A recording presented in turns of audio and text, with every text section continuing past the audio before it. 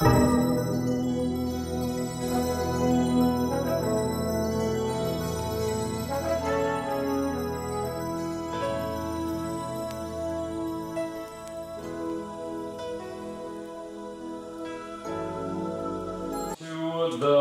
Irish mission.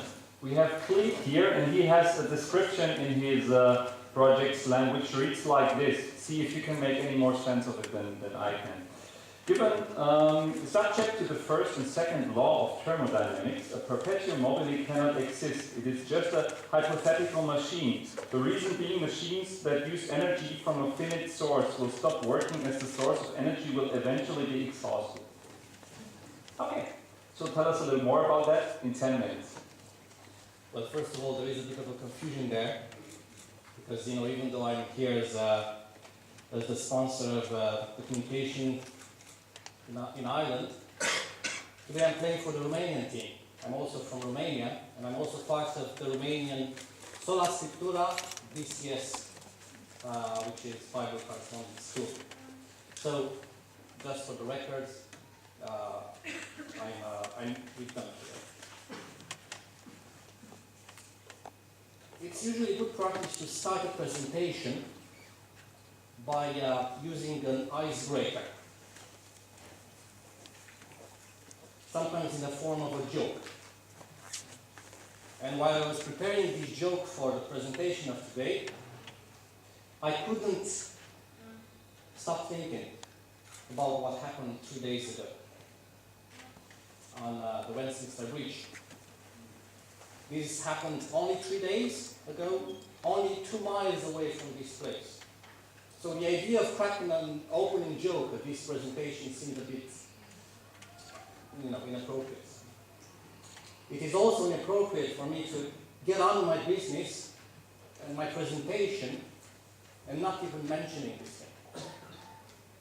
So if you think this is appropriate, I invite you to hold a moment of silence, and even a prayer for the lady that was picked up by the Thames River, and she's now in the hospital fighting for her life.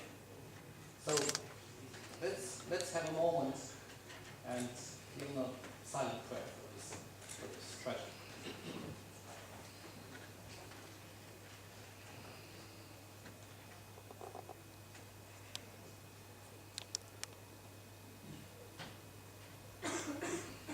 Thank you. This is a small but, I believe, necessary gesture. And I hope God is going to put an end soon to this utterly nonsensical, man-made catastrophe. Now, moving to our subject, I don't know how to put it. I could put it in terms of a story or just give you some hard facts. I'm a journalist, and what I've learned from my experience is that words today tend to get cheaper and cheaper.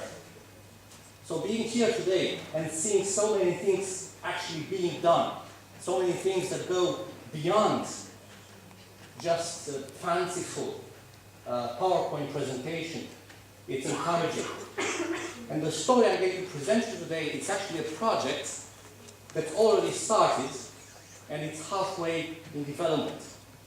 For those of you who don't know what happens in Romania,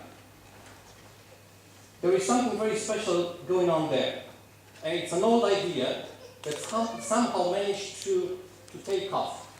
The idea is the center of influence. 15 years ago, I was working for the Romanian Voice of Hope Radio. I was the editor-in-chief of the news department, which meant that I had to get up early, 4 o'clock in the morning, and be in the newsroom to, just do all the scheduling and everything. And our program director stormed me to the newsroom and said, "Come here, I have an idea."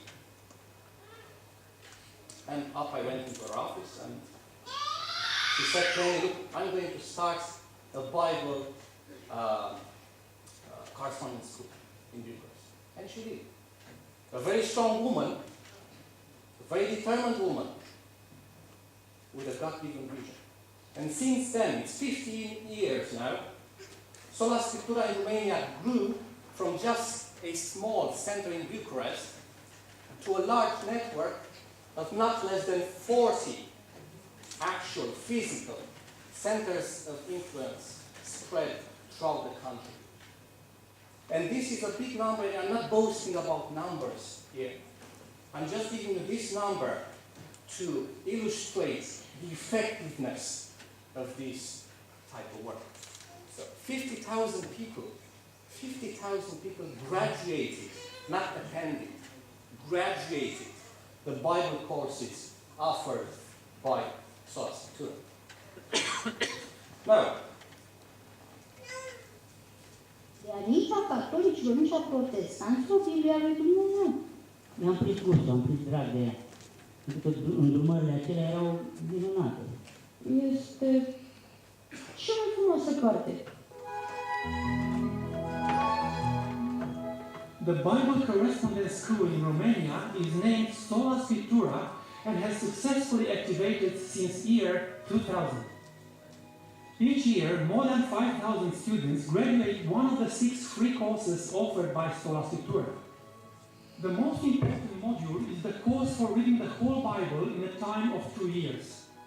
The students read the Bible simultaneously according to a reading plan schedule and have the possibility to participate in the study classes organized by local ministers. In such meetings, they ask questions and receive answers relayed with ministers and other participants.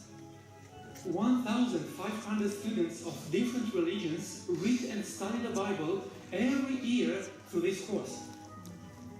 Reading correspondence is achieved through 40 centers of influence, which are open 8 hours every day, 5 days in a week. Each center offers the students or visitors free courses by mail or directly if the students prefer to come to the Sola Scriptura shop, where they have access to their library with free book lending, or to their bookstore. To the network of Sola Scriptura centers are sold things as Bibles, Christian handicrafts, articles, stationery, multimedia articles, and health food, totaling more than 4,100 euros each year. Each shop is thus a missionary center supported by local churches and conference. Local coordination is achieved by an assigned minister, and the post-correspondence and sale in the shop is the work of a missionary full-time hired. The advantage of this decentralized system is that it provides the force of the strongest promotion instrument, which is voluntary involvement of the church members.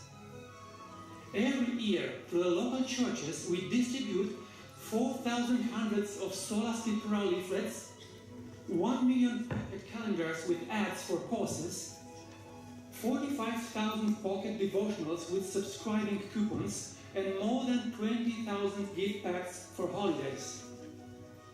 Also, within the centers of influence, the local churches organize study classes, clubs on different themes, cooking classes, or other types of meetings which aim to facilitate relationships with the students in study classes and with the clients of libraries and the bookstores. okay, so this is Sola Scriptura as it is today. The next step is to move the operations on the web. There are 2 ways of going about it. The easy way of finding readily available software and other resources, or go the highway and start the platform from scratch. And this is what we decided to do. The new platform that we're going to build, we are actually building at the moment, is designed for the presentation and management of centers of influence. And it can be used for physical centers of influence, but where this is not possible, one could start a virtual center of influence. The software is fully modular, easily translatable, and can be readily deployed in any country that would like to either create or consolidate the online presence of their centers of influence. Now, we are going to review very quickly the main modules of this platform. We are going to start with a content module. You can't even hope of getting any sort of public interest in your materials until you are able to deliver high quality content. The second module is an e-learning platform, which does exactly what it says on the tin. Number 4, it's a mail correspondence module that will help people that are involved in the process to easily keep track and manage the correspondence. Then we have the physical center management module. You know, the center comprises of library, bookshop, health shop, so it's quite a large operation. So we need something to be able to manage this center properly. And not only that, this will give the center their own mini site. It's like a site within a site that they will be able to customize, manage, and promote at local level. But the heart of our system is the communication module. What this does, it puts the work into the hands of our members. So, the center manager makes the initial contact.